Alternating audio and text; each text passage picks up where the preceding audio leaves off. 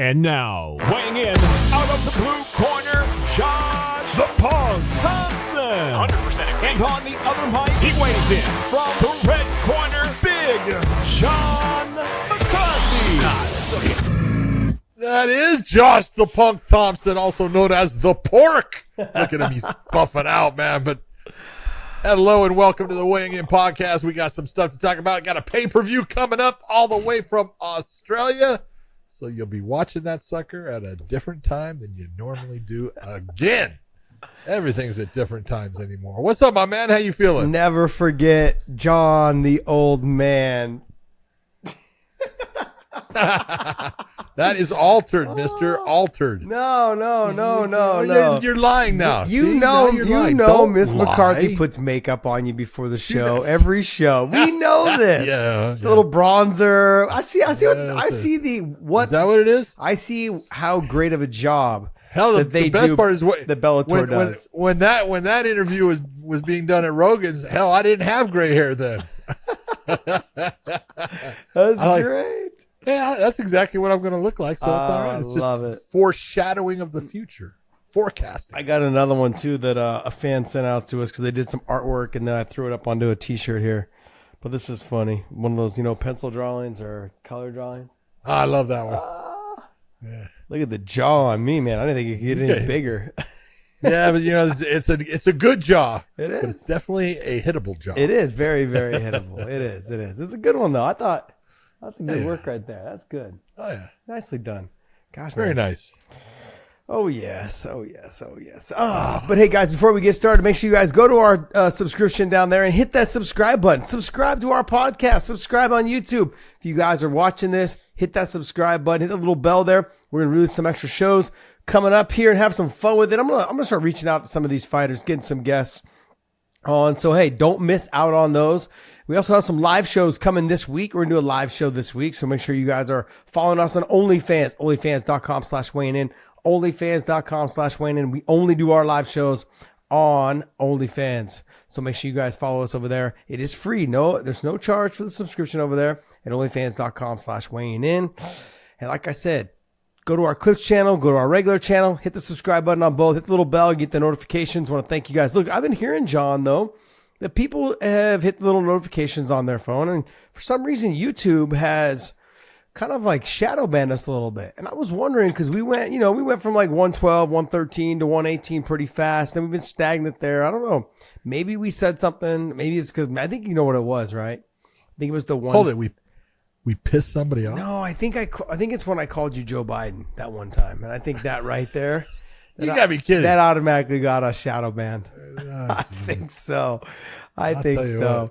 I don't even want to talk about it. Have you seen all these things? All of a sudden, all these, it's all crazy, but all these indictments are all of a sudden falling apart. Now people are all complaining and people are happy. And it's like, I'm like cracking up. It's like, and you expected all this stuff? It's so nuts. No. It's crazy, man. It's crazy. Our world's crazy. You know what's funny is I saw a thing I think maybe it was Rogan. Somebody put it out. I can't remember who. And just I didn't want to get into it. Never mind. I don't want to get into it. I don't even want to get into it. It's just, where do we go for fact checking? Remember when people used to say Google it? Oh. Yeah, you can't Google it. You can't Google it anymore. Nothing. Google's like the biggest. Google's like the biggest. Oh, we're gonna give you our whatever side we want to push it's this so way. Bad, man. It's horrible. Gosh, it's so upsetting. But hey, it is what it is, and you look, do enough research and you'll find out the truth. You gotta listen to this person's perspective, listen to this person's perspective. Don't just listen to someone and buy the bullshit, no matter who it is or what side it is. Listen to the right person, listen to the left person, and the truth is in the middle. That's kind of where I'm at right now. That's exactly where I'm at with everything. All right, look, this is I'm kind of excited for this weekend's fights, but look, there's a couple fights on here that I'm pumped about. No. You want to talk about excitement? I got excitement. What do you got? I finally won. What, life? What'd you win at? I won on Bidadoo. What's that? You see, this is the problem. What is Bidadoo? I come with all of this excitement thinking that my partner, my man, Josh, I don't know what. he's a real man. He'll know what Bidadoo is. He knows what heavy equipment is. Bidadoo. What's Bidadoo? It's all big time construction equipment. Okay. Tell me more about it. Now, I know you're big into this stuff. I have got my ass whooped on Bidadoo multiple times because I'm a cheap bastard and I will not go past a certain point. But I need a scissor lift. You know what a scissor lift is? A thing that kind of scissors things up in the air. Oh, Jesus. Yeah. Well, at least you're close. That's good. All right. Okay. Battery operated, guy wheels. It goes up, depending upon what size we get. 20, Yes. I know what this is. Like when I have very tall light bulb, I have a vaulted ceiling in my new house. And they're like, I think the ceiling's 18 feet tall. So I need to get a scissor lift in here to change the light bulbs, apparently. Thank you. Yeah. See, so I've got, my place that we're putting together that is just the biggest pain in the ass I've ever been through. And how tall are your so ceilings? I've got 25 feet. At the yeah, you're gonna need. It all sounds good in theory. When I bought the house, I was like, it's gonna be great, yeah. beautiful, vaulted ceilings, great. Change a fucking light bulb. Fuck off. So like my garage has got to the side of the wall is 20 feet. To the middle of it's 25, and and I have to do things that I'm gonna get. I'm putting stuff up, and so I have to have a way to get it down. It's like, well, I can't just pop up with the ladders because then I also have work I have to do, right? So it's either get the, the scaffolding stuff and put the scaffolding up and do all that. And so I've been bidding on these scissor lifts and I keep on losing because I'm being a cheap bastard and I said, I won't go past this point. And so, and I'm like the last second bidder. I wait till 5 seconds and I put in the bid, you have been outbid. Mother son of a, I lost again. Today I won. All righty. Boom, baby. Boom. Can I ask you how much one of those things runs? $2,800. Oh, that's not too bad. I was expecting. It's an older one. Oh, no. If you get them new, they're like $26,000. I was going to say, I was expecting around 20K. Yeah. I was like, okay, so, maybe he's been on something around 10,000. Okay. No. Dude, I could get one all day at that price. Okay, well. I'm the cheap bastard going for the ones that are decent, still work, but not enough people are bidding on them. So finally got it. So I have to drive down to Atlanta to go pick it up. Here's the thing. You're talking about betting right now, and right now we don't have a deal. Betting? No. Yeah, you were basically betting on. You're bidding, which is betting. Betting? You're betting on hoping you'll get it. Auction. That's betting. That's. I don't know what you're talking about. You're hoping when you put your money there that you get it. There's a good chance you're going to lose it if you win. You lose the money when you win. That's Guess you're right. Yeah.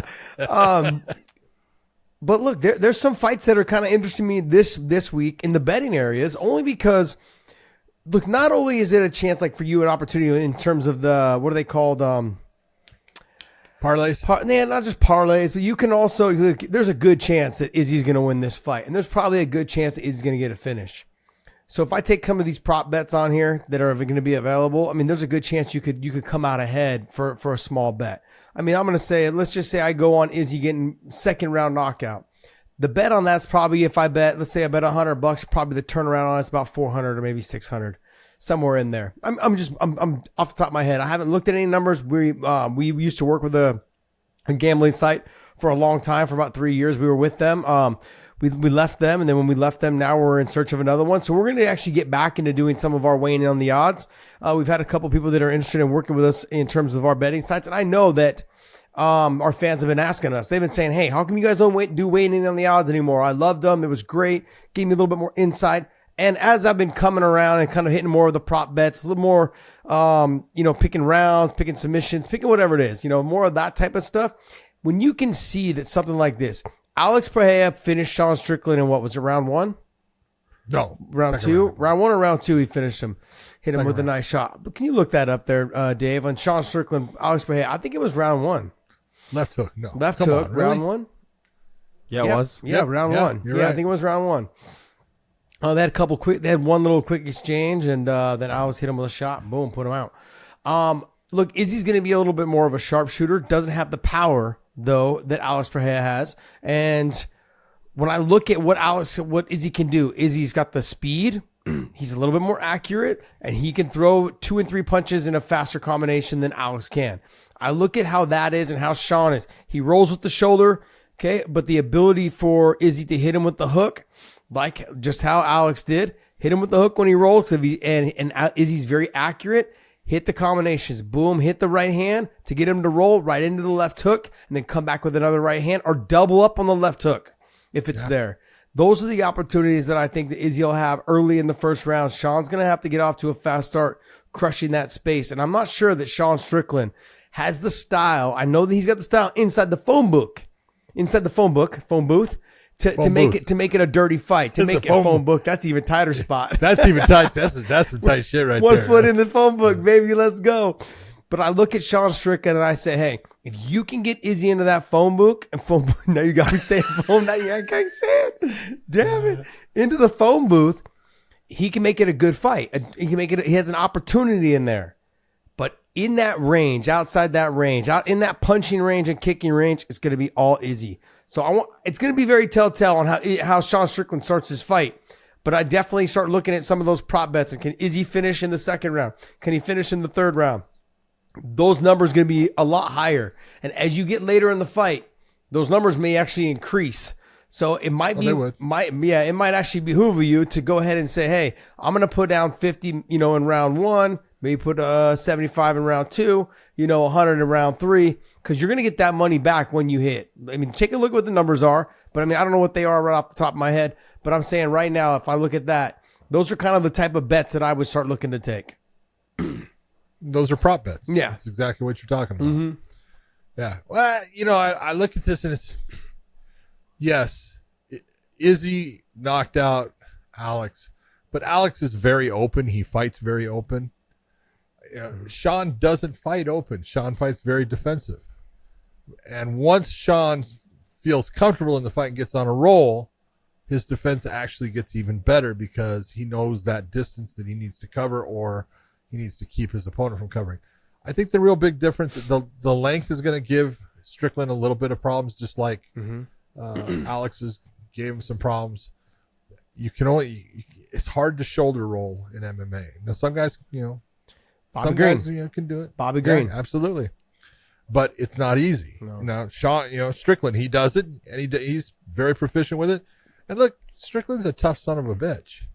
He is a fighter. And it's one of those, you look at, not everybody that fights is a fighter. I know that's a weird statement, but it's just the truth. You have some guys, man, they'll get into a fight, just because, well, you're giving me the opportunity, let's do it. And there's other ones, it's all about, nope, I fight for money. I don't, I'm never going to get in a fight outside of, stepping into the cage or anything like that. And that's fine too. But Sean Strickland is a fighter. If he wasn't fighting in the UFC, he'd be fighting other places. He just loves fighting. And so, he always has a chance here. Now, it's obvious that Irsael Adesanya is going to be the big favorite, and he should be. He is a sniper, and he is incredibly good when you're talking about people that he's not worried about taking him down. And if you're going to look at Sean, if Sean has a weakness in MMA, which Demetrius Johnson is talking about, everybody has have a weakness, okay? And he's right to a point. It is his wrestling. That's his weakest point. His stand-up is damn good. His ground game is actually, his submission game is pretty goddamn good. But the weakest part of his game is going to be, it's the wrestling. And that's where Izzy has the ability to feel pretty comfortable on his feet. That makes it a difficult fight for Sean. Yeah, even though Sean has weak wrestling, there is the opportunity for him to get the takedown if he sets it up properly. He's going to have to hit him off either catching the kick, excuse me, or he's going to have to hit him off the combination. He's got to get Izzy kind of taking a step backwards, try to snatch the single, maybe try to run it to a double, but like those type of things. Every time I've seen Sean try to get these takedowns, I think in that body lock position, he may have an opportunity to get the takedowns in the body lock position. Good. The singles and doubles, I just don't think. I think Izzy's, the speed of him being for Sean to be able to snatch a single, he's not fluid enough in the wrestling for the single leg takedowns to really be that effective. Plus his athleticism, Izzy, his balance, all of those things. He knows how to defend takedowns. He does it on a daily basis. When fighters that have their whole game is to defend the fighter's takedown. Their whole career has been that. Guys like Paul Daly, it's only against the elite top level wrestlers do they have a hard time with. And it just so happens that the 185-pound division doesn't have those. Okay, it has one guy. His name is Bo Nickel. That's it. Okay, the rest of the division does not know how to wrestle, and they do know how to wrestle, but they don't know how to wrestle. They're not adequate enough. Chimaev, yeah, he's pretty good. Yeah, we'll see when he ever comes back. No matter what Bo Nickel says about his wrestling. Yeah, we'll see when he comes back, though. You know what I mean? I look at Chimaev. I think he's a fantastic fighter. I think he's a great wrestler. Yeah. That type of wrestling. I think he's fantastic at it. But will it play out as well against someone like an Irsael Adesanya when punches are coming at you, knees are coming at you, striking, and he doesn't fear your wrestling? I mean, he struggled a little bit with the Gilbert Burns in some of the wrestling as he got tired in that second and third round. Now, is a different story too in the striking. He will be there in the second, third round, fourth round, and fifth round in the conditioning, cardio, all those things. So it makes for an interesting fight. But let's talk about Sean. Sean, I think, has the opportunity to get this takedown. He's got to do it in exchange. He's got to do it in he's got to do it in transition. He's got to get him while Izzy is throwing and while he's set in place. He can't get him while Izzy's stepping on an angle and trying to throw. He's gonna have to close that distance right away. I think for the only way for him to get takedowns will be in the body lock type position. Try to drag him down. Try to maybe jump, kind of jump to his back and get hooks and drag him down that way. Those type of ways. I think he's gonna have to either lift and, kind of like knee tap him a little bit with his outside knee. He's going to have to do something along those lines to get Izzy down. And then can he hold him down? Especially those first two takedowns, it's going to be hard to hold him down. I think after the first two, if he's able to get one or two, they'll come a little bit easier, but they're still going to be difficult. I want to say, Dave, pull up Izzy's record real quick, because here's the point that you really got to think about. When you look at his record, and it's not so much the wins, losses, okay? But when you see him against a striker, look at the result. It's usually a TKO, a KO. He finishes the person through strikes. When the person he's facing has got good grappling, it tends to be the decision. He'll get the win. Yoel Romero, great wrestling. He didn't try to wrestle, but decision, boring fight. Paulo Costa, TKO. Paulo's what? He's a striker. Yeah. Marvin Vettori, decision. What was Marvin trying to do the whole time? Take him down, right? Go to Robert Whittaker the second time he fights him. Decision. Whittaker trying to take him down a lot. Jared Cannonier, that one, Jared really didn't really try to take him down much. He tried a couple of times and stuff, but he really was working the stand-up, but it became a decision. Fights another striker in Pahea. He loses that, then comes back and wins that. Against strikers, he usually gets finishes. Mm-hmm. That's really the whole thing, except for the one loss, to Alex. He gets finishes against strikers, and you got to look and say overall, Sean Strickland is a striker. Yeah. Like I said, I'm looking at more of the bets that you're going after money. I'm going after money. This is one of those. This is one of fighting those cards. In a phone book. Yeah, this is one of those cards. Like if Sean Strickland wants to get the win, he's gonna have to fight him in a phone book. He's gonna have to make it a dog fight in phone booth. You got now. I'm stuck, man. I'm stuck on it now. Killing me, dude. Gonna have to fight him in a phone booth. And he's gonna have to utilize that body lock and trying to get those takedowns when they come. Don't force them. Don't hang on the legs too long. Don't be hunched over too much to let Izzy put his weight on you and make you carry his weight as the fight goes on. Because, man, when guys are that proficient in striking, they're so relaxed on the feet that they know that's right. They don't get tired. They don't get as tired on the feet. They can still. But Sean doesn't get tired on his feet. I'm not saying he's going to get tired. I'm saying, though, that the defense becomes a little less effective. When you when you wrestle that much, your arms get a little heavier, your hands don't get back to your face as much. Izzy's going to be more relaxed on the feet. He's just all those years of striking, all those years of top level kickboxing. Do you honestly think that Sean is going to really work at getting takedowns throughout the whole fight? No, that's what I'm trying to say. I'm trying to say he shouldn't. I'm trying to say he needs to get him. He needs to get him in transition. He needs to get it when they come easy, and when they don't feel like they're coming easy, abandon it and go back up to the body lock or go up to the clinch. Go up and make space. Make space and create just enough space to let the combinations exit go. with something that lands. Yeah, exit with caution though too. Oh, yeah. He needs to exit with caution. Exit, like you said, exit with something that's exit throwing out. You don't exit throwing out, you're going to end up, getting caught with something, whether an elbow, whatever it is. You got to exit throwing out. This is going to be a telltale for Strickland, man. It seemed like he didn't want the fight, but he kind of got pushed into it a little bit.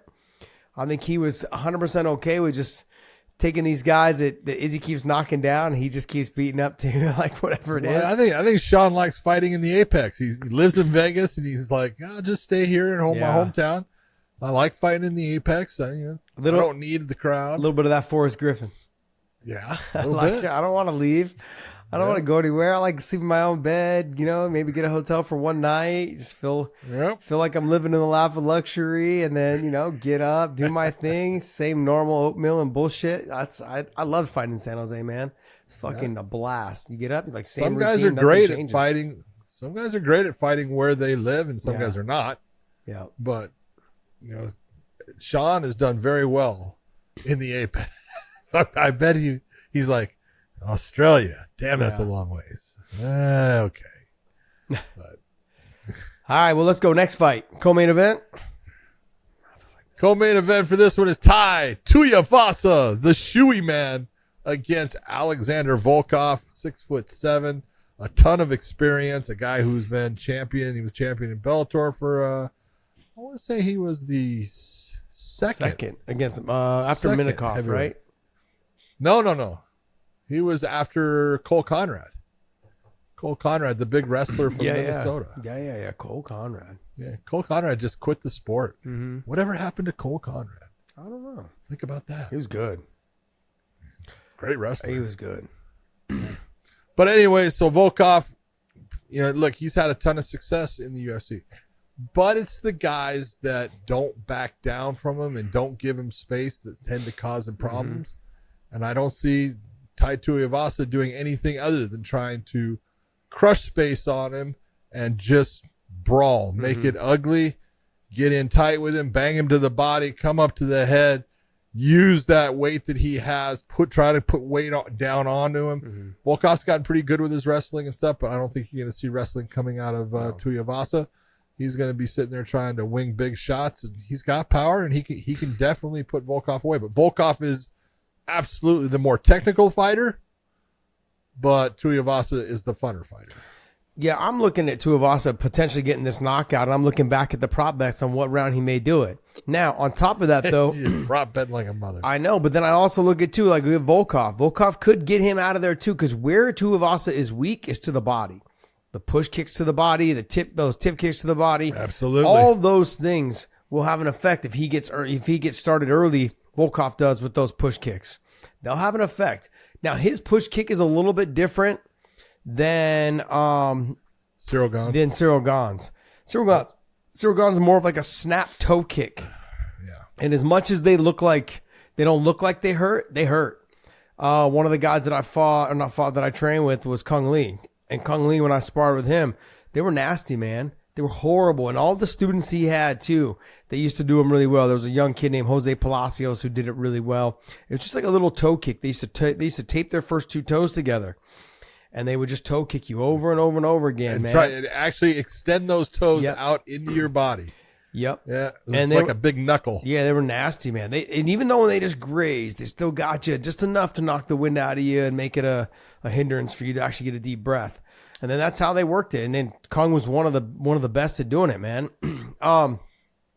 Volkov's is more of a push kick up the middle, which still is very effective, but you hit more not with the toes, but you hit with like the ball of your foot. Ball of the foot. So it's got to be accurate. He's got to catch him just right. But I have learned this over the years because when I was sparring with Paul Bonatello, Paul Bonatello used to hate when I would throw the push kick to the body because his belly stuck out a little extra, and my toes got there a little sooner. And they didn't get the idea of parrying it away or whatever it was, sweeping it away or actually scooping and lifting, so it didn't have as much effect and just kind of sitting their hips back a little bit. But all of those things play a factor. When I'm looking at this fight, I mean, I would definitely probably at the end of this thing, I don't think this fight's going 3 rounds. I think someone's getting knocked out. So if I'm looking at prop bets, I mean, it depends on how you want to go with it. But I'm going to say Tuivasa wins by knockout either in the first or the second round. And then I'm going to say if it goes into the third, I think Volkov may end up catching him. I don't see this fight going to the ground. I think Tuivasa fights too wild. He fights really aggressive. I think the crowd is going to get on him, and he's going to really come out trying to prove a point. So I'll be leaning more towards Tai Tuivasa.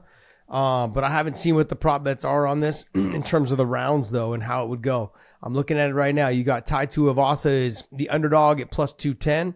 You got Volkov as the minus 250. I'm probably taking Tai Tuivasa. They're in Australia, man. I'm taking that bet. I'm taking that bet. I would take the Tai Tuivasa in that as a plus 210, especially. Look, the guys that have given Volkov problems are guys that have big power and just brawl. Mm-hmm. Look at Derek Lewis. Derek Lewis, he was kicking Derek Lewis's butt through a lot of it, giving him problems. And Derek Lewis, one big shot, takes him out right near the end of the fight. And you look and you go, Tai Tuivasa is the kind of guy that has given Volkov problems throughout his career. You look at those 10 losses that he has, a lot of them have been not to the guys that were technically more skilled. They were either good wrestlers, could put him on his back, or they were brawlers that were just tough and would walk through what he was able to throw. So, well, if you look at the Gane fight and the Tuivasa fight, that fight together, he had Gane hurt in that fight. And then Gane came back and hurt him and put him away. You know, but like, I look at that. Ty's got to fight him that way. Volkov's not as fast as Gane. He's not. He's a good striker. He's not near as athletic. So Ty, though, here's the one thing that concerns me about Ty, is that reach and that range that Volkov has. It can sometimes make fighters fight on the outside. It keeps him away too much. I think Ty's good at sticking his head in the middle of your chest and keeping you against the cage. And if he does that, I think he wins by knockout. I agree. I look at this as, yes, Volkov's got more experience. Volkov has done more. Tuivasa in Australia, that's a hard person to beat when he's there. That the home crowd is going to be going crazy, and he thrives on that. Oh, he absolutely. Thrives on the energy of the fans. So, he loves the fact that like people are out there doing shoeies. He's cheering them on while he's fighting. I mean, he loves that type of stuff. And I think this is more motivation for him to get back on track, trying to get back to a title run potentially. But I mean, he's got all the abilities to beat Volkov. Volkov has been a little stagnant. Sure, there has been no buzz around him or about him as of lately. But why? Pull up his record here. I know he's been doing well. Be honest about it. Take a look at, you sit there and you go, hold it, that's Tuivasa's record there, Dave. I got like 20 records open right now. There you go. I was like, wait a second, he just fought. What's his name? I was like, I didn't know. He just fought Ciryl Gane. So he lost to Tom Aspinall by the straight arm bar, but then he comes back and gets against Rosenstruck. He got a win against him, TKO punches, and then he gets a win against Romanov, which TKO punches. There hasn't been any talk about him. Like, he was at the top for a while. The reach, the range, his talent, his abilities were giving everyone a hard time. He was giving Derek Lewis a hard time. Yeah. He beats Marcin Tybura, then he loses to Tom. He lost to Ciryl Gane before that, but he had a win over Walt Harris, had a win over Overeem, lost to Curtis Blades. Like, he's winning 2, losing 1, winning 2, losing 1. And it just he can't seem to get the ball rolling. And I think he's going to have a hard time in Australia trying to get this win against the hometown boy. And it's going to be because the way that Tuivasa fights, the way he fights, he just comes forward, puts his head in the chest. He's going to let those hands go. And I think it's going to. But he cannot stay on the outside like you're saying. If he stays on the outside, he's going to end up getting picked apart. Yep, absolutely. All right, let's go on to the next one. Manel Cape against Felipe Dos Santos. Flyweight division. Manel Cape, very fast, very good. Same thing with Dos Santos.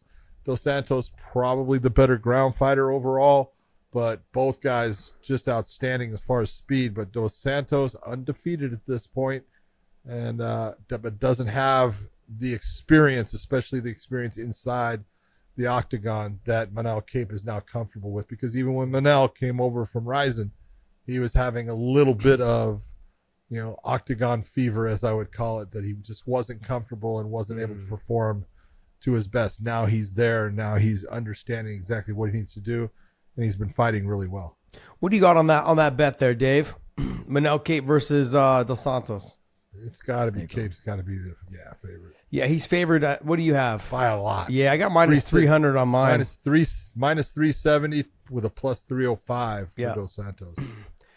7-0 though. All that's the experience I'm talking about, because Dos Santos coming not near the experience now, and Manel has been really looking comfortable in his fights. He is now fighting his style, and he's fast, man, and speed kills. He's explosive, very explosive. Yep. He's got good wrestling. Doesn't tend to utilize it as much as he should. He's got phenomenal wrestling. He's got fast hands, fast flying knees. He's great on the scrambles and transitions. Manel Cape is, and he just needs to go out there and believe in himself. Did you say he's got phenomenal wrestling? It's pretty good. Phenomenal wrestling? I think it's pretty good. His double leg into his transition off of his takedowns, I think it's fantastic. The speed of his takedowns, John, are good. Now, well, he's just fast everywhere. Okay, but I'll give him that. Getting in that deep and finishing the way he can finish, he's super strong as well. For the size, for his size, he's strong. The lift, the takedown, all of those things. He just doesn't utilize it as much as he should. I mean, some of these betting odds, they've got him at minus 400. I see minus 385, 395, 399, minus 400. I see it all across the board. They've all got him favored pretty high. Yep. So, but look, anytime you're dealing with someone who's undefeated, coming into something new, that's going to be a little dangerous for them, but they have nothing to lose. Look, I'm being brought in. It wasn't supposed to be Dos Santos. It was supposed to be Kai Kara France. Yes. And so this is... Kai Kara France got a concussion in training, and he was smart to pull out. Good for him. Smart. Yeah. I know a lot of guys that didn't do that and ruined their careers. Yep. Never were the same after that. So look, I'm going to lean towards good coaching too by Mr. Berriman. Yeah, I've noticed. Not noticed, but I'm saying that Manel this is all going his way. I'm going to lean more towards him, given that he's had plenty of time to train. He knew the fight was coming up for a long time. Bringing in a new, but I give the UFC coming in. Dos Santos is quality opponent. Mm-hmm. He's got a good, like I said, undefeated record. It's hard to find someone to take a fight of that quality in that amount of time. Got it. Next, Justin Tafa against Austin Lane. This is one of those. Justin Tafa, his Junior Tafa just fought, so don't get confused. We got Justin Tafa and Junior Tafa. Yes, but Justin Tafa he's a hammer. This dude, when he starts throwing, he throws big shots. He's got a good chin. Austin Lane has really come a long ways. Used to be a professional football player. I'm trying. What happened in his last fight? I think it was a no contest. He went out there. Austin Lane's? Yes, Austin Lane's last fight was a no contest, I believe. Yeah, it was. Yeah. Against Justin Tafa on the eye poke. There we go. So it's going to be interesting to see how this one plays out again. You can go and look at, what was happening there. It went 30 seconds. Yeah. And so it wasn't enough for, either guy to feel like, they were, taking over. So it's good that they just put the fight back together, and we'll see what happens from there. But this time they're fighting in Justin Tafa's hometown. So I look at it though, is that, they both have some power. Is Austin Lane going to try to get this fight to the ground? Will Tafa be able to stuff the takedowns? After Tafa hits his back on the ground, will this fight stay there? It will most likely probably stay there. And that's the problem. One or two takedowns, he may not be able to get back up. So if Austin Lane is smart, threatens the big shots, the stand up, closes the distance, tackles him basically to the ground. I don't want to say double leg. I don't want to put too much credit behind it. Okay, but get the takedown. He can tackle people. Yeah, get to the top position. So, I'm looking at it right now. It says right here, what is it? That Tafa is the favorite, minus 220. And Austin Lane is plus, what is it? Plus 180. So, look, it's one of those. Right. I look at it as kind of a 50-50. I would lean more towards towards Tafa, just giving a little bit more, I would not say a little bit more power on the feet. If he's able to stuff 1 or 2 takedowns, knowing that, look, everyone tries to take these guys down.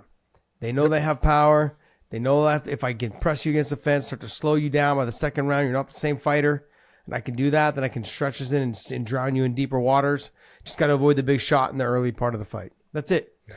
So, next fight. All right, Tyson Pedro against Anton Turkalj.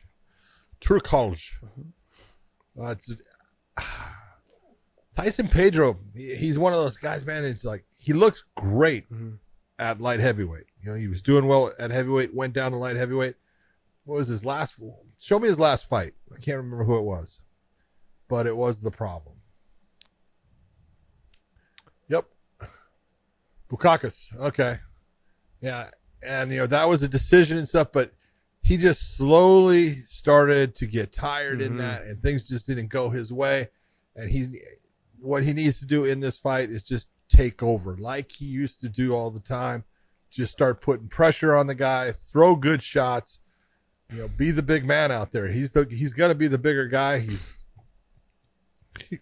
huge for 205. Yeah. So, I think this is his fight to take anywhere he wants if he's smart about the way he does it. Yeah, he's got good kicks. He's got good power. Keep his back off the fence. Don't let the guy try to hang on you, and don't waste your energy trying to press them to the fence. You're the normally the better athlete, normally the one with more power. Don't let that person just drag you down, like basically put their weight on you, make you feel heavy, let your arms fill up with blood. Avoid those situations, especially early in the fight. Create the space. Make them feel your power. Leg kicks, inside leg kick, body shots, head kicks, all of those things. Okay, let them go. Do it and do it with confidence. I mean, I think Tyson Pedro for sure should be able to win this fight. Carlos Ulberg against Da Woon Jung. I love Carlos Ulberg. I think the guy is athletic as hell. He comes from City Boxing. He has been looking very good. He's been getting more and more confident. Right now, he's that guy you're looking at. It's just going to take just a couple more fights just to get that confidence exactly where it needs to be, because it's building. And his kickboxing is outstanding. His takedown defense has gotten really good. Da Woon Jung, very good. He's got good takedowns. He's got a good ground game. It's an interesting fight. On the feet, I go with Ulberg. On the ground, it's hard to go past Jung, but I don't know if he can get Ulberg to the ground. Yeah, the athleticism of Ulberg, his abilities to keep his hips away and utilize the knees and the clinch and all the other things that he does very well. I think he's the better striker. I think he's going to have more power. I mean, I basically look at him almost like another Tyson Pedro. They're very similar in terms of like how good they are on the feet. So yeah, but he's better. He's better on the feet. He is. He's dynamic. He is. He is a better. He's a good. better and I guess more technical striker than Tyson Pedro. Yeah, I agree with you, John. Is there any other fights on this card that you wanted to chat about? You know what? I'll bring up Jamie Malarkey against John Makdessi. Makdessi's been around for a long time. He is the bull. He's tough. He's good. Comes out of TriStar. Well, he did come out of TriStar. I'm not sure he's still there. But Malarkey's just a gamer, man. He fights his ass off. So I think that's going to be a great fight. Both guys don't like to take a backward step. And so I think those guys are going to clash in the middle and someone's getting knocked out. I look at this the next fight also too is Nasrat Hasparat versus Quinones. I think that should be a good fight as well. The two of them should come out. Should be a good fight. I think Hasparat should win this fight. I think Hasparat should win that fight. But I'm saying that it should be a fun fight, John. Look at Landon is coming off of the Ultimate Fighters with being on Conor McGregor's team and stuff. Look, he's a young, talented kid. He's got good stand up. Hasparat hits a lot harder than people realize. He's gonna feel that power and go, oh shit. Yeah, and he's kind of barrel chested. Kind of seems like he's got pretty good cardio. Seems like he gets in people's face. He throws a lot of heavy heat though, and so as you get to that later, that middle of the third round or early in the third round, he will tend to kind of sometimes. What I've seen against some of the other guys, he's kind of labored a little bit, even though he seems like he's pushing forward. He seems like he's letting it all go. So we'll see. I think I'm looking forward to that fight, though. Yep. All right, guys. Well, that's going to wrap up our... one more. I got to go with it. Okay. Opening the entire show. Got to go with Big Daddy Kiefer Crosby coming out of SBG. Look, in the stand-up, Kiefer Crosby is good. He's got fast hands. He's got power. The ground game is definitely not his friend for the most part as far as, I don't know if Kevin Josset is going to try to take the fight there, but it would be a good idea. But if he gets into a stand-up battle with Kiefer Crosby, that will be a fun opening fight. Well, Josset, I actually looked him up a little bit today because I figured we'd be talking about Kiefer Crosby as I tried to just skip past him on accident. Yes, you did. But he does have takedowns, but he doesn't tend to shoot double legs. He tends to just get to the body lock, lift, and take you down. Crosby, I think, has got the advantage on the feet. And it's not just because of the power, but because of just the technique of it all. Crosby will stand in the pocket and throw. Josset has to be more on the outside. He's got good knees.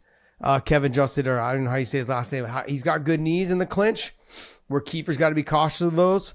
But inside that boxing range, I would give the advantage to Kiefer because Josset's kind of long. He tries to fight long, but he's also very hittable. He keeps his hands down, kind of chest level versus up. That's not a good plan. And he doesn't move his head a whole lot offline. That's not a good plan. That's not. But when he does get into the clinch, he does get into those areas. He does tend to get the takedowns, and he puts people on his back. That's what he wants. That's what he's going to need to do against Kiefer Crosby. Yeah, absolutely.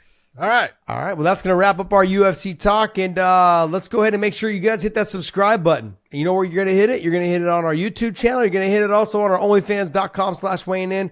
onlyfans.com/weighing-in. Subscribe to us over there. It is free. Make sure you guys hit that subscribe button over there. Hit that subscribe button to us here on the YouTube channels. We got a Clips channel as well. Hit the link down below. It'll take you to our Clips channel. Hit that subscribe button. I want to thank you guys for continuing to support us. And it's been fun, man. We've been growing. We've been doing this for almost 4 years now? 4 years. 4 years, man. Jeez, I would have thought John would have been tired of me after year one. So would I. Oh, man. We're going to have some fun. But how could I get tired of you, John? Because I just bring the energy. That's why. I got to keep the old man on his toes. That's it. I do. All right. Slowing down. Let's get into some Gamebred talk, man. We got Gamebred, bare knuckle, MMA. We got it all. Oh, going back old style, man. Going back to my days. Going back to the time when they didn't use gloves. Don't need no gloves. And so we got Dos Santos versus Werdum. This is a fight that did take place in the UFC long ago. And this was Junior Dos Santos coming out party, man. This was the one that put him on the map when he knocked out Fabricio Werdum. I can't even remember what year that was, man. It was a long time ago. Oh, it has to be about 12, 13 years. Go back. Let me see what this is. And keep going. See, you got to keep going. Look at this. Boom. Fabricio Werdum, 2008. Wow. Hit it on the head, dude. 15 years, actually. Oof. Boom. That's a long time. But that was, if you remember, that was his coming out party in the UFC, and everyone was all of a sudden, whoa, who is this guy? And he just exploded on the scene. Insane. This is going to be a little bit different in the fact that Junior's not as fast. Fabricio's not that fast, but Fabricio, if he can get the fight to the ground, he's going to give Junior a lot of problems, especially with the fact that you don't have that door stopper on the end of your arm. For someone to take and control the wrist, it's a lot easier to move through things. You're more into a true grappling situation. It's going to work well for Werdum if the fight gets to the ground. So Junior needs to keep this on the feet.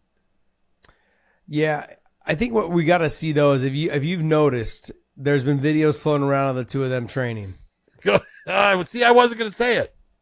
And they don't look anything like they look when they left. They both look good. They both look good.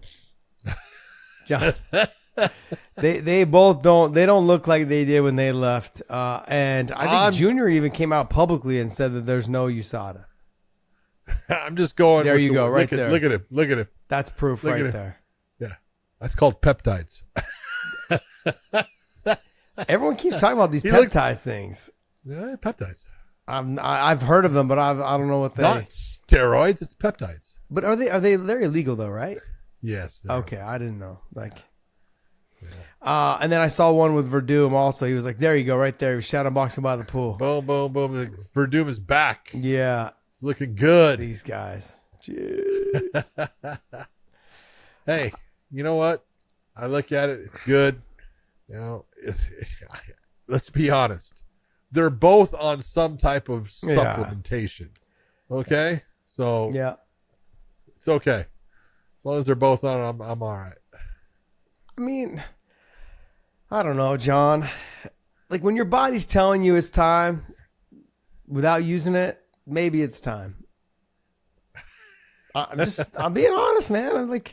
I look at like who just brought it up? Paul Felder. He just entered back into the USADA pool. I know.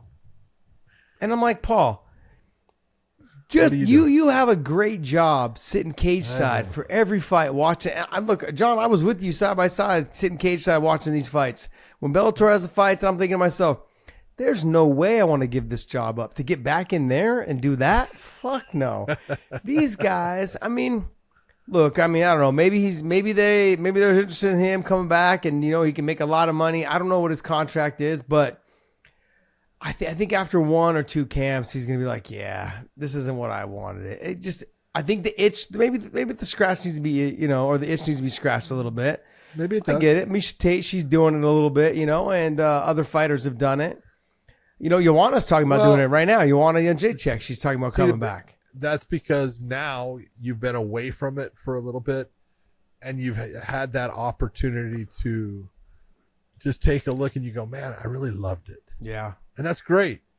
And if you have that desire, you know, let's be honest, Paul's still not that old. No.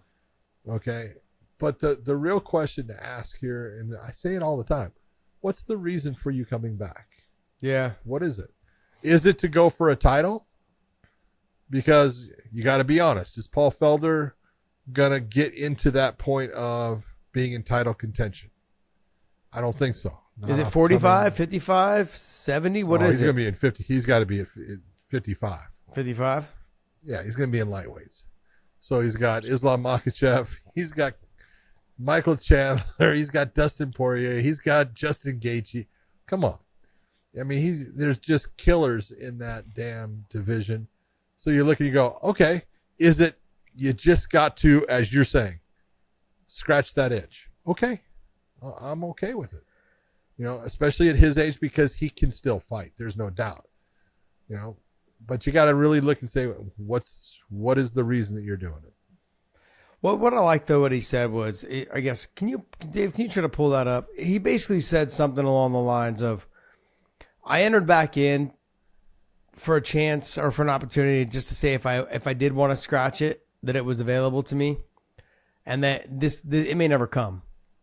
Okay, something along those lines. I mean, like obviously, UFC won't be happy about that, whatever that shit is.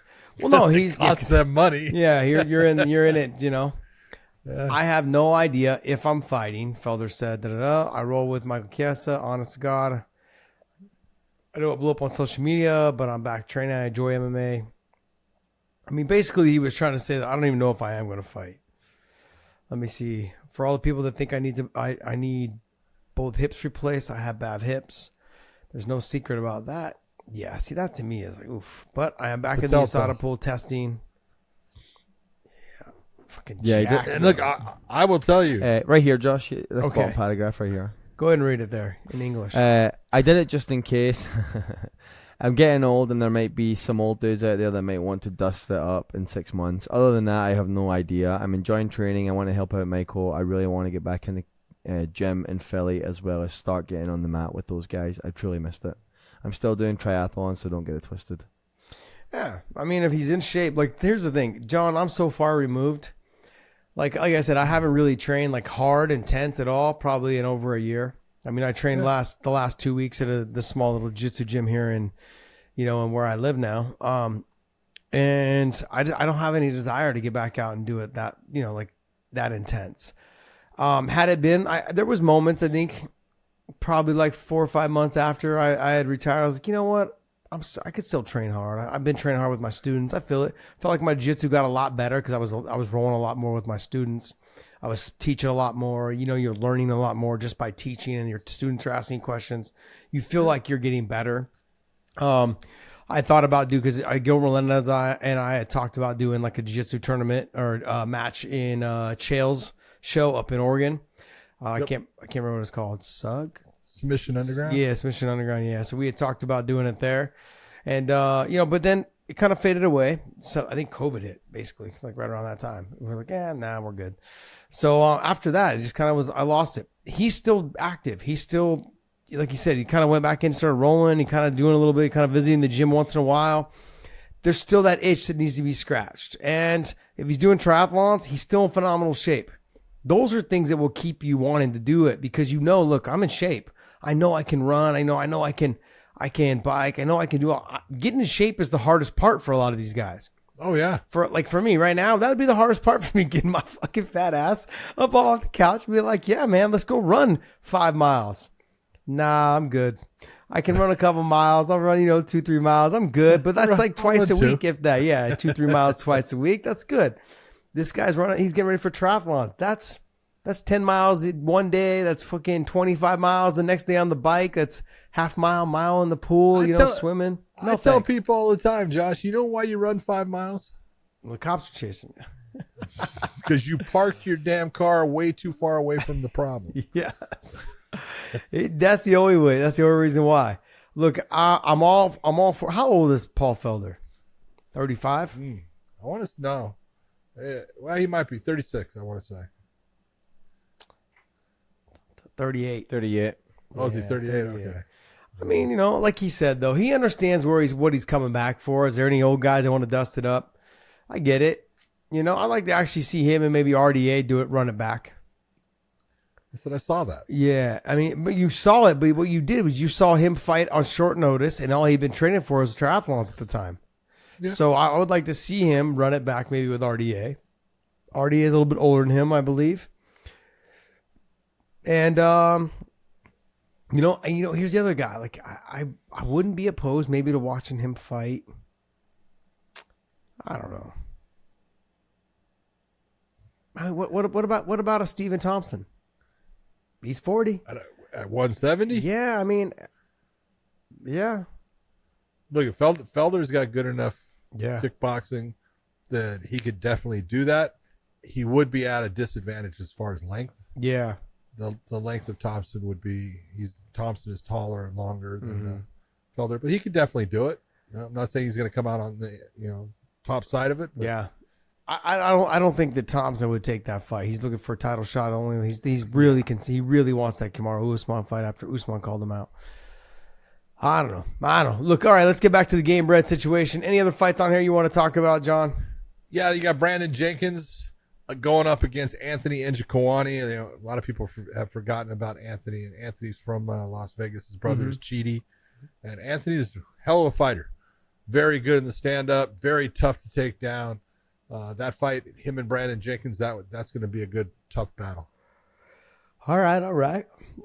Oh, look, I would like to get into more of the other stuff. I don't know them. That's the other thing. I don't know a lot of these guys. Irwin Rivera against Joshua Weems. That'll be an interesting fight. Irwin, very tough, good wrestling. Joshua Weems, just a goddamn crazy bastard that can fight well. So that's a good fight right there in itself too. All right. Well, hey guys, when is this, Dave? Tell us when it is. You also have it's on Friday. Joel Bauman, who used to wrestle at the University of Minnesota. Joel Bauman, who the NC2A kind of put a thing on because he was selling his rap music, and they took away his scholarship. Jeez. Joel's fighting a guy you know well in Maki Pitolo. That's another interesting fight. So there's some interesting fights on there. All right. Well, I'm gonna have to tune in just because it's on Friday night, though. Tune in on Friday night. All right. Well, hey, that's gonna wrap up our Gamebred MMA talk. You got Werdum versus Dos Santos. John, I'm pretty sure Masvidal on Instagram said this was the first ever time that they're doing MMA with no gloves. No. What? What? Yeah, I'm pretty sure on Instagram. Did you just say that? Who said that? George Masvidal. Yeah, maybe the promotion. His promotion. No. He said like first. No. Watch. Let me play it. Hold on. Let me play it. Oh my God.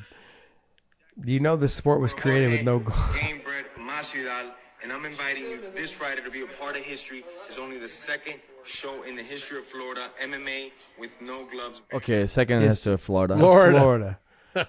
My bad. Got it. My bad. Got it. Yeah, I don't know, Dave. I mean, those but, minor when, details when, make a big when difference. you were a little kid in Scotland, we were doing no gloves. It was bare knuckle.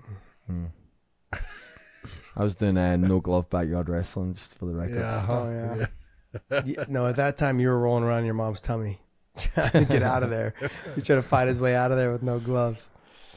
All right, what else you got for us, Dave? You got some news for us, buddy? Yeah, so after we dropped the show, this news came out that Ciryl Gane had got his home broken into during his main event, when he was at the venue. His apartment in Paris got broken into, and he stole like 160,000 worth of 150,000 worth of goods. Pretty crazy story. Well, I mean, it's pretty obvious to know that no one's going to be at his house during that time because he's main eventing. And so Brilliant. I don't want to sound like a negative Nancy, but you might start to expect more things like this to happen. I'm just being honest.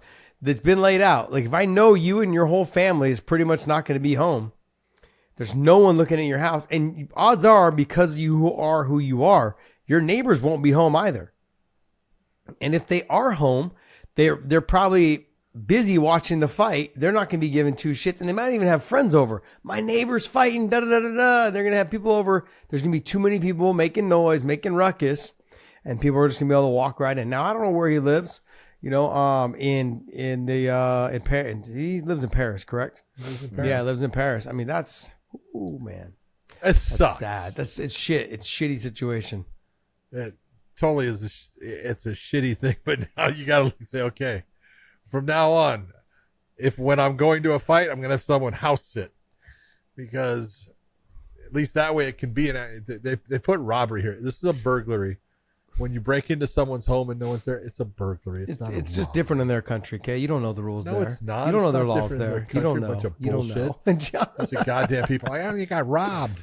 No, you didn't get robbed. You got burglarized. But I really feel bad for him. It sucks. Someone goes in and takes your stuff and violates 150 euros your home. Or 166,000 is what they said. USD. What exactly did they take that would work? I know. That's what I was It's a like, lot of money. I mean, that is a lot. Like, TVs aren't worth shit these days. I mean, so they would have had to have stole a lot of memorabilia type stuff. I don't know what he could have taken that was 150,000. Jewelry. Yeah, jewelry. Yeah, jewelry, watches, things like that, including a Rolex watch. So the Rolex itself, depending on 30 to 50, what kind it is. Yeah. Yep. Interesting. Did you never see the Netflix documentary about the kids that did like the coordinated robberies at the celebrities' houses, and they did the exact same thing? They watched them on social media to see when they were gone, and they would break into their houses and steal their stuff in Hollywood. That was like, it was a group of like 3 kids that were doing it for a while, and then eventually got busted. Brilliant. Well, brilliant. Until you get caught, man. Brilliant. Like, oh man, that sucks though, man. That definitely sucks. All right, what else you got for us, Dave? Yeah, let's look at Rampage coming out of retirement. He's gonna fight. What's the guy's name again? I always can never pronounce Daryl it. Schoonover. There you go. John knows this guy well. Daryl Schoonover is not he's not a chump, man. The guy can fight. Now, the real thing is, you say, you know, I sit there and I say that, and I mean it when I say, look, he can fight. Well, I just don't see the purpose of why Rampage is fighting. You know, Quentin is a guy you take a look at, man. He was a superstar in Pride. He was a world champion with the UFC. What are you doing? Daryl Schoonover was a guy that was on your team when you were a coach of the Ultimate Fighter, and you made fun of him, which wasn't, everyone's gonna say, "Oh, it was so mean." Okay, you made fun of him. You know, what do you call them? Titties? Big boys called him titties. Titties. And you could, now guess who has titties? It's Quentin's trying to get rid of him. He's trying to get in shape, and God bless him for trying to get in shape. And he's doing well, and I love Quentin, but I just don't get it. He's been chasing that boxing match with Shannon Briggs. Shannon Briggs. Yeah. I don't. Does this lead in any way towards that happening? I don't What's know. the reason for this? I know he's part of, and I don't know the name of it. UFL. No It's idea. that league that Frank Mir, Tito, Oh yeah. and Quentin are kind of part of. I guess he's doing it to try to help bump up that. So that could be the reason. But it's just there comes a point. Quentin is not young now. What's Quentin? 45? Jeez. No, he can't be. He's that your old. age. Yes. Quentin, is he my age? I believe he is. 45. 45. 40. Mm-hmm. Yep, 45. He is my age. 45 years old. Yeah. And it's like, I love Quentin. I'd like to see him just walk away from fighting altogether and stuff. His last fight that he did was his fight in Japan against Fedor. That didn't turn out, the way he wanted it to turn out and stuff. But he wasn't in good shape for it, and he was not the guy that everyone knew Quentin to be at that point. Is he going to be that guy in this now? We're going to find out. But No idea. I mean, I don't know. We will see. Good luck to him, though. Yeah, exactly. I mean, everyone loves Quentin. He's one of those guys. Oh, how do you not? You can't not like him. I mean, I've done so many autograph signings with him and just been around for photo shoots. He is a fan favorite. The guy, everyone loves him. He's hilarious. He's so nice to everybody. I don't know, man. Except for titties. For titties, man. But if he's in shape at all, I don't know how titties beats him though. If Quentin Jackson is in shape at all, I don't know how titties beats him. Look, I'm gonna say this right now. Chael Sonnen beat Quentin, and he beat him how? Took him down.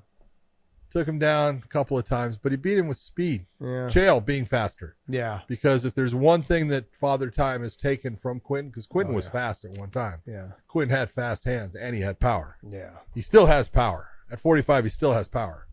But the fast hands, not quite so much. So Nothing like this. I don't know what the hell that was. please never do that again. I had to slow it down for Ever. you guys. You guys, that was in slow mo. I had Dave slow the tape down. Bah, bah, bah, bah, bah. Damn. I think I threw my back out though. I pinched a nerve. Ow. Yeah. God. I All right. love it. Oh man. All right, Look, Dave. whatever he wants to do, he's earned the right to do whatever he wants to do. Yep, But, he has. all right. Absolutely What else has. you got for us, Dave? All right, let's look at this kind of crazy one. I don't know if you guys have been following the Dillon Danis, Logan Paul situation, but it's gotten so out of hand that you've got like political commentators that are actually commenting on it now. Candace Owens, who's a political commentator, put out a tweet the other day saying this Logan Paul, Dillon Danis thing has escalated real quick from 0 to 100 or something like that.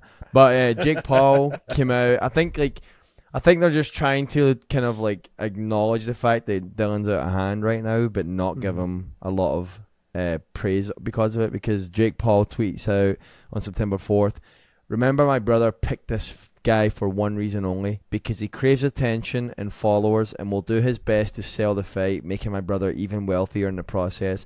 Hence why Danis has no back-end percent of the money made. He's a puppet." What do you guys think? And what do you guys think overall? Well, John, if I'm reading that tweet from Jake Paul, I mean, I would really just come back to the table and say, okay, look, your brother just brought up a good point. I'm over here promoting this fight for you. I'm making you. I'm doing a hell of a job. I'm doing a great job because I'm fucking murdering you on Twitter. I am the fucking Twitter absolutely king. Obliterating. I mean, it's Mopping him. We're talking. It's like a guy bringing a freaking popsicle stick to a gunfight.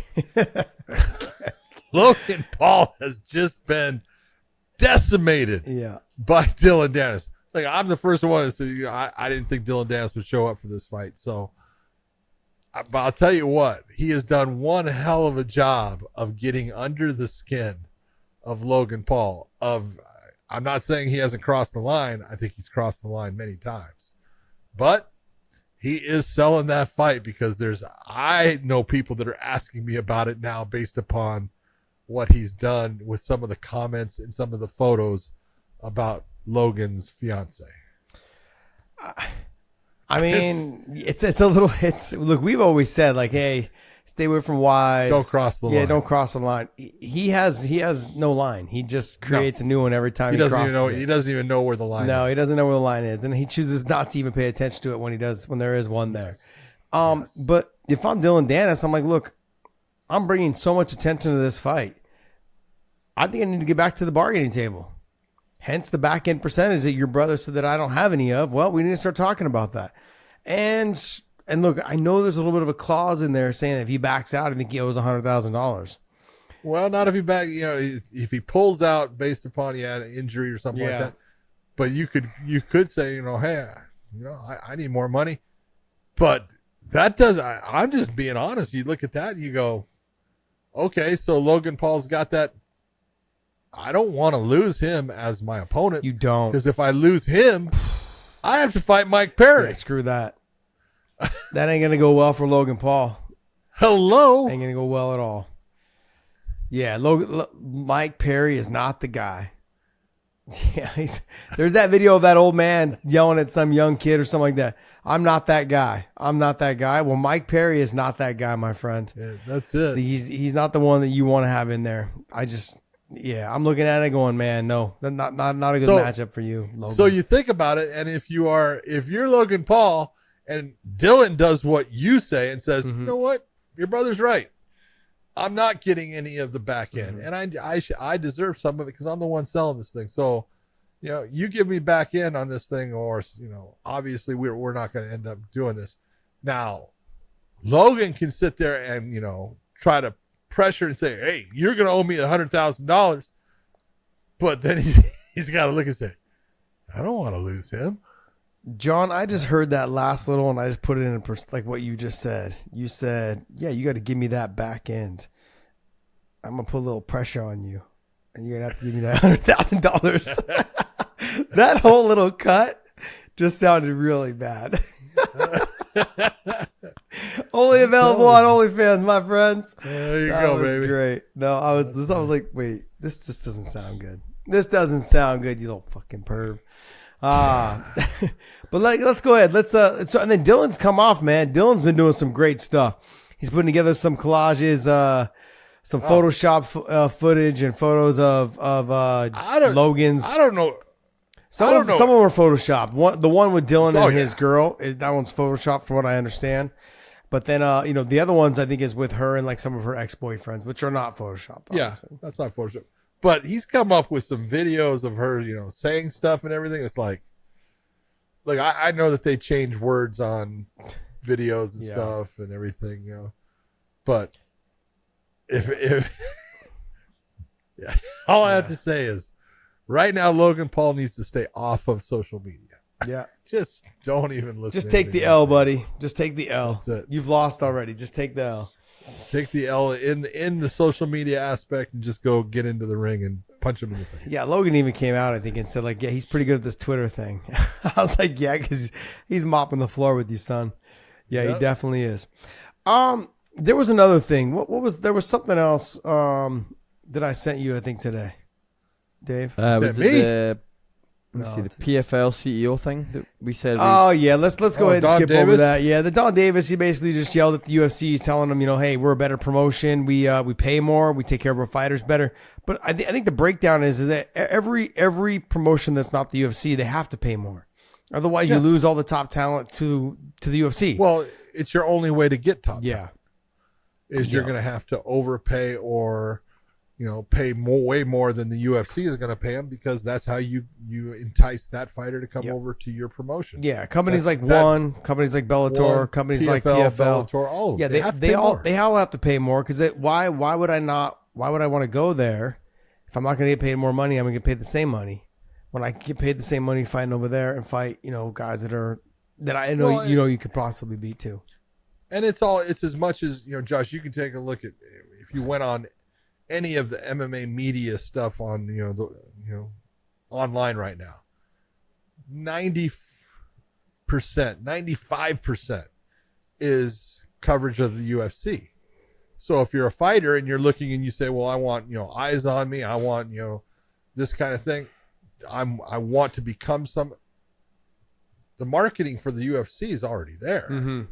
You know, and so you've got to, if you're going to fight for the PFL or you're going to fight for ONE or Bellator, you got to look and say, that's not my priority. Yeah. I'm not worried about the media aspect and people recognize me and stuff.